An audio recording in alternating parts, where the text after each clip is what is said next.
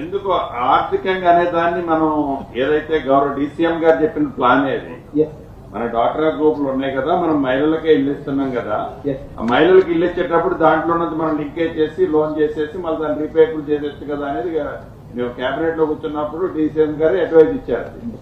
So ఇచ్చినప్పుడు ఎందుకు 78-80 members అయినా why they are not interested sir? We're supporting కదా. 90 మందిలో దాదాపు 60 మంది వరకు మేము అసలు గ్రూప్ లేమంటే వాళ్ళని గ్రూప్ లో చేర్చడానికి కూడా మనం పెట్టాము సార్. చేర్పించుకోండి. వాళ్ళు కొందరేమో మేము పంట వచ్చిన తర్వాత వచ్చే పంట తర్వాత తీసుకుంటాం సార్, కొందరేమో అసలు ఏ కారణం చెప్పకుండా మేము కట్టుకోలేము సార్ ఆపుతున్నారు సార్. దాన్ని కూడా తమరు చెప్పారు సార్.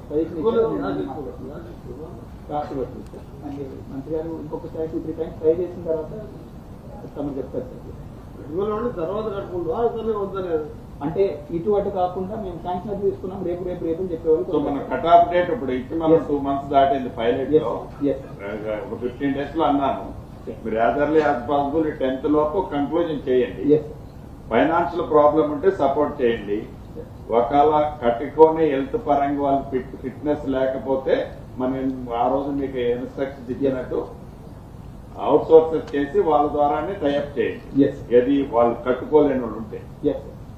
ఈ 2 ఆస్పెక్ట్స్ లో అయిపోయి రిమైనింగ్ బ్యాలెన్స్ ఏదైనా ఉంటే సెకండ్ ఫేజ్. ఇదేమి నిరంతరం ఇచ్చే కార్యక్రమం కదా, ఒకసారి ఆపటం లేదు కదా.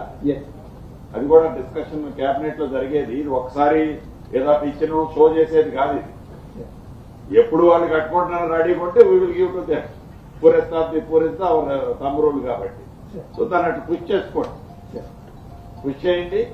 బోత్ కలెక్టర్స్ మళ్ళీ నా రిక్వెస్ట్ ఏంటంటే as early as possible each constituency including first phase second phase కలిపి 3,500 వచ్చినట్లు గ్రౌండ్ నుంచి, సింగిల్ స్ట్రెచ్ లో కాదు. ఇప్పుడు నేను ఫర్ ఎగ్జాంపుల్ వరంగల్ ఇన్ఛార్జి మంత్రిగా 50-100 కూడా వస్తాయి ఒక్కో జిల్లా నుంచి. వచ్చినట్టు సాంసరాలు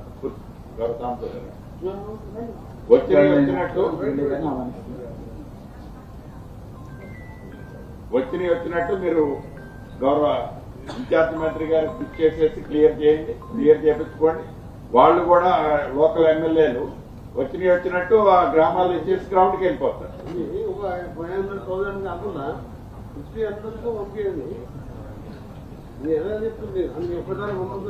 ఇప్పుడే లోన్ మంత్రి గారు చెప్పారు ఒకేసారి 100,000-2,000 పంపుతున్నారట. అట్లంటే అప్పటిదాకా ఎందుకు వెయిట్ చేస్తారు? కలెక్టర్ గారు 2,400 పంపించారు కాన్ఫరెన్స్ ఇల్లు ఉందా? మీరు అన్ని పంపితే గ్రౌండ్ చేయకుండా వేస్తుంది. మీరు వచ్చినట్టు పంపించేయండి. మళ్ళీ వాళ్ళ టైం ఇచ్చుడు, క్యాన్సల్ చేసుడు, కొత్త బెనిఫిషియల్ కలెక్ట్ ఎంత ఏం interest. So one more important thinking ఏంటంటే, ఇది దేశంలో ఏ రాష్ట్ర ప్రభుత్వమో 5 లక్షల రూపాయలు ఇంటికి ఇచ్చే ప్రభుత్వం ఎక్కడా లేదు. కేంద్ర ప్రభుత్వం ఉన్న పార్టీ కూడా వాళ్ళు పరిపాలించే రాష్ట్రాల్లో కూడా 5 లక్షలు ఎక్కడ ఇట్లా వాళ్ళు ఇచ్చేది కూడా 72,000. ఈ ప్రభుత్వం 5 లక్షలు ఇస్తుంది. సో మనం ఇందిరమ్మ కమిటీ లిస్టు ప్రిపేర్ చేస్తుంది. ఇందిరమ్మ కమిటీని గెజిటెడ్ ఆఫీసర్స్ తో మీరు వెట్ చేస్తున్నారు. వెట్ చేసిన తర్వాత మళ్ళీ ఏదైనా షార్ట్ ఫాల్ ఉంటే ఆ గ్రామంలో మళ్ళీ ఇందిరమ్మ కమిటీ లిస్టు చేసుకొని వెట్టింగ్ చేసుకొని వెరిఫికేషన్ అనేది poorest of the poor, no influence. పదే నేను ఆల్ గెజిటెడ్ ఆఫీసర్స్ కూడా ఇక్కడ ఉన్నారు, 2 జిల్లాలకు సంబంధించిన వాళ్ళు. ఏ స్టేజిలోనైనా ఎక్కడైనా ఇన్ఫ్లుయెన్స్ జరిగి ఉద్దేశపూర్వకంగా బెనిఫిషరీ కాని వాళ్ళు ఇచ్చినట్టుంటే ఆ కన్సర్న్ గెజిటెడ్ ఆఫీసర్ మీద మటుకు సివియర్ యాక్షన్ ఉంటుంది. నాట్ సస్పెండ్, సివియర్ యాక్షన్ ఉంటుంది. Beneficiary poorest of the poor is the thumb rule. ఎక్కడ ఇన్ఫ్లుయెన్స్ కావద్దు. ఆల్ గెజిటెడ్ ఆఫీసర్స్ ఉన్నారు ఇక్కడ, మీరు వెరిఫై చేసేవాళ్ళు. చిన్న ఇన్సిడెంట్ జరిగినా కూడా ప్రభుత్వం ఉపేక్షించదు. పేదోడికి ఇల్లు ఇవ్వాలన్నది తాపత్రయం ఈ ప్రభుత్వ ఆలోచన. కాబట్టి గౌరవ కలెక్టర్స్ కూడా మీరు చిన్న జిల్లాలు కాబట్టి ఫ్రీక్వెంట్ విజిట్ చేయాలి. గెజిటెడ్ ఆఫీసర్స్ ఇందిరమ్మ కమిటీ ఇచ్చిన దాంట్లో ఎక్కడా మ్యానిపులేషన్ జరగొద్దు, చిన్న అవకతవకలు కూడా జరగొద్దు. కాబట్టి పూరెస్ట్ ఆఫ్ ది పూర్ ఇది చాలా పెద్ద స్కీమ్. ఇది రాష్ట్ర ప్రభుత్వం డబ్బులు ఇబ్బంది ఉన్న బట్టి గారు అది మిగతా అన్ని ఆపైనా కూడా 22,500 కోట్లు ఇస్తున్నారు. చిన్న విషయం కాదు అది. కాబట్టి దాన్ని మీరు ప్రాపర్ గా grounding poorest of the poor, దయచేసి దాంట్లో శ్రద్ధ తీసుకోండి. దీనికి సంబంధించిన శాండ్ విషయంలో కూడా గౌరవ ముఖ్యమంత్రి గారు మొన్న వీడియో కాన్ఫరెన్స్ లో చెప్పారు, మళ్లీ చెప్తున్నా, పోలీస్ యంత్రాంగము, మైనింగ్, ఇతరత్ర హౌసింగ్ కి అడ్డం పెట్టుకొని శాండ్ ఏదైనా మ్యానిపులేషన్ జరుగుతుందేమో, sand oblique, metal oblique etcetera etcetera proper గా దాన్ని యాక్షన్ తీసుకోవాలి. అదే రకంగా రేట్లు నియంత్రణ, అది మేస్త్రి విషయం కావచ్చు, బ్రిక్ విషయం కావచ్చు, ఈ హౌస్ కి రిక్వైర్మెంట్ అయ్యే మెటీరియల్ విషయంలో కూడా డిమాండ్ ఉంది కదా అని ఇష్టమైన రేట్లు జరగకుండా ఉండే విధంగా ఒక కమిటీని కూడా కాన్స్టిట్యూట్ చేస్తున్నాం. జిల్లా ఒక యూనిట్, జిల్లాలకి ప్రతి కాన్స్టిట్యున్సీ ఒక యూనిట్ చేసి మీకు కమ్యూనికేట్ చేస్తున్నాం. వీలైనంత వరకు ఎక్కడా ప్రాబ్లం రాకుండా ఎడిషనల్ కలెక్టర్ గారు రోల్ మెయిన్ ఉంటుంది ధరల దాంట్లో.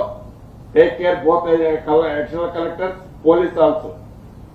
సో ప్రాపర్ గా ఏదో పేదోళ్ళకి ఏదో ఇళ్ళు వచ్చినాయి మనం ఎట్లా పడితే అట్లా దోచుకుంటామని బిజినెస్ పర్సన్స్ అన్నా కుదరదు. పాత రేట్లు ఏదైతే ఉంటుందో ఆ రేట్ల ప్రకారంగానే జెన్యున్ గా ఇవి వచ్చేటట్టు మీరు ప్రాపర్ గా హ్యాండిల్ చేయాలి. ఓకేనా? యాజ్ ఎర్లీ యాజ్ పాసిబుల్ చేయండి. బఫర్ లిస్టు అంటే ఈ 3,500 కాకుండా బఫర్ లిస్టు ఒక 1,500 మందిని కూడా ఇది ఫైనల్ అయిన తర్వాత ప్రతి నియోజకవర్గానికి అది కూడా ప్రిపేర్ చేయండి. ఐటీడీఏ పరిధిలో అదనంగా మీకు ఆల్రెడీ ఐటీడీఏ పిఓ గారు కూడా కొన్ని ఇచ్చాం. ఐటీడీఏ పరిధిలో ఉండే వాళ్ళకి ఆల్రెడీ గౌరవ ముఖ్యమంత్రి గారు, ఉప ముఖ్యమంత్రి గారి సూచనలతో దాని ప్రకారంగా ఐటీడీఏ సంబంధించిన ప్రాంతాల్లో అడిషనల్ దానికి ఐటీడీఏ పిఓని మీరు కోఆర్డినేట్ చేసుకొని సేమ్ ఇందిరమ్మ కమిటీ సిస్టమ్. అదే రకంగా ఇది లిస్ట్ కంప్లీట్ అయిన తర్వాత గతంలో ఆ మండిగోడలతోనో డిఫరెంట్ స్టేజ్ లో ఉన్న 2 BHKలు కూడా అక్కడక్కడ కనపడుతుంటాయి. ఏది చంద్రలోకంలో ఉన్నట్టు అక్కడోటి కనిపిస్తుంటాయి. అది కూడా బెనిఫిషరీస్ ని ఫైనల్ చేయాలి.